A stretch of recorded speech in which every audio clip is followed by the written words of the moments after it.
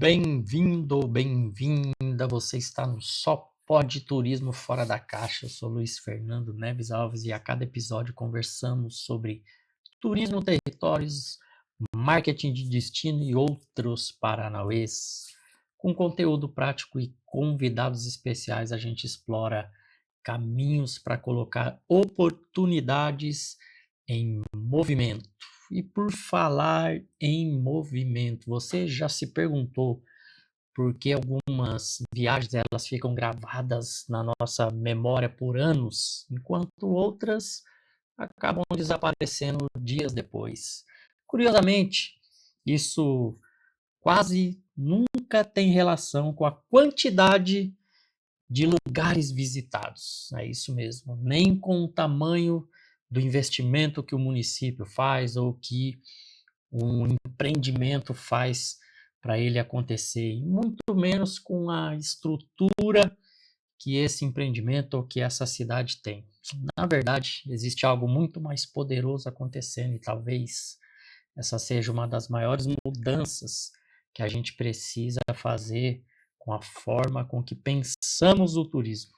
Vocês sabem que me acompanham aqui, e eu sempre digo que durante muito tempo a gente aprendeu a criar roteiros organizando horários, né, definindo deslocamento, lugares, selecionando atrativo, planejando a refeição, a loja de souvenir que vai passar depois, né? E quase nunca a gente conseguiu planejar aquilo que realmente permanece na cabeça, na mente, no coração dos visitantes, que é ter significado, gerar emoção de verdade. Quando alguém volta de uma viagem, o que essa pessoa leva consigo, né? É a lista dos lugares ou é a história que ela viveu, tudo que ela vivenciou? Aqui você pode fazer, inclusive pensar aí na sua cidade ou você mesmo, pensar em lugares que você já visitou e que estão nas suas memórias até hoje. Obviamente que a gente lembra do espaço, do lugar onde a gente está, mas com certeza você vai lembrar de um detalhe, de algo que te tocou, tanto que quando você está em outro lugar, você sente aquele cheiro, ou você vê algo, você lembra dessa viagem, quanto ela foi significativa para você, né? Até porque as pessoas elas raramente lembram, né, dessa sequência exata dos lugares, elas lembram da emoção, elas lembram de uma surpresa, elas lembram de uma conversa, de uma descoberta, né, da sensação de pertencimento que estava ali, né, no final das contas, da transformação que ela gerou, que eu sempre falo aqui também, né, da importância da gente conseguir essa transformação. E hoje competir por quantidade de atrativos não faz o menor sentido, até porque o turista ele procura significado, ele procura autenticidade, ele procura as histórias, o que vai fazer sentido na vida dele. Então, isso que é bem interessante a gente começar a pensar. E foi justamente fazendo essas observações que eu comecei a perceber algo, né? Que as melhores experiências que eu conheci, elas não começavam pelo roteiro, por visitar lugares. Elas começavam por uma ideia, né? Por uma mensagem, por uma história, por uma causa defendida, muitas vezes. Então, foi dessa observação que nasceu um dos conceitos centrais do turismo fora da caixa, que é o que eu chamo de macronarrativa. Mas atenção, porque a macronarrativa ela não é um roteiro bonito e tampouco um texto de marketing. Ela é uma espinha dorsal da experiência, é a grande história, né, que conecta tudo que acontece durante essa jornada, para a gente poder, inclusive, diferenciar do roteiro tradicional, né? O roteiro tradicional ele diz assim: para onde vamos visitar? Na macronarrativa, a pergunta ela muda completamente, né? Quem queremos o que queremos que essa pessoa sinta depois que ela vai voltar para casa. Essa frase ela é fortíssima, né? É, o que queremos, né, transmitir para essa pessoa quando ela voltar para casa dela ou ainda, né? Quem queremos que essa pessoa seja quando ela retornar para a casa dela?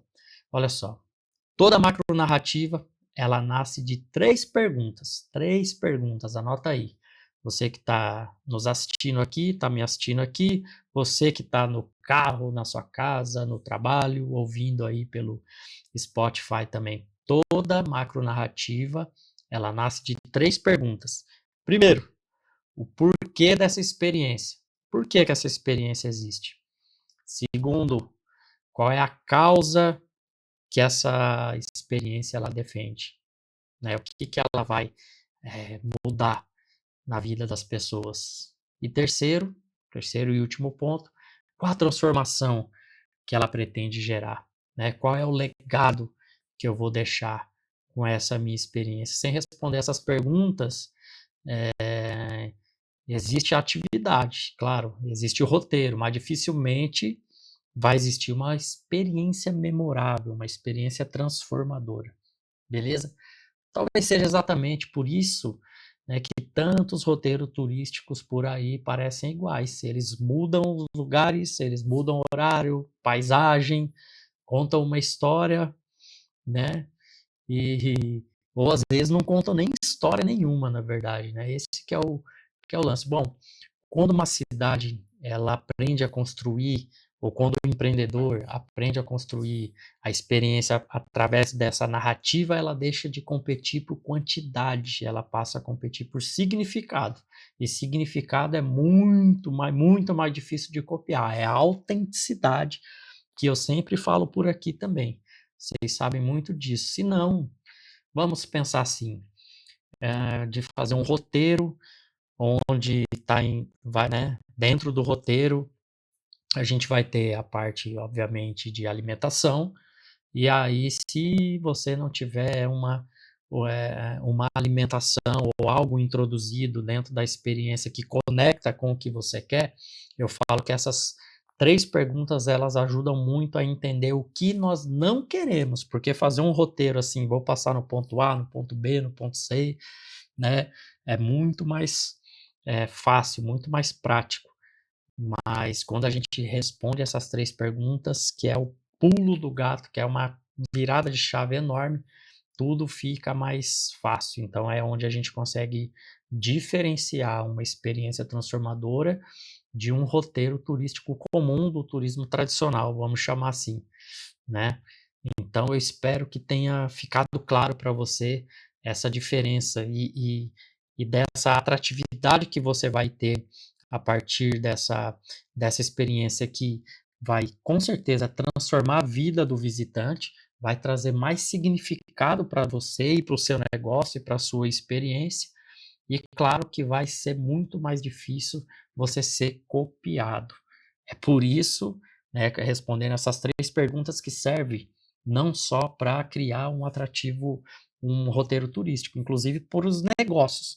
Você que tem um negócio e não trabalha necessariamente com passeios turísticos e você não está preocupado em formatar uma experiência, se você responder essas 3 perguntas para o seu negócio, eu tenho certeza que você vai dar um salto enorme na diferenciação e se tornar um negócio mais competitivo, não tenho dúvida nenhuma disso. Espero que tenham gostado desse episódio. No próximo, nós vamos aprofundar ainda mais nessa conversa e entender como essa narrativa ela começa muito antes da comunicação. Ela nasce quando aprendemos a enxergar, que torna um território verdadeiramente único.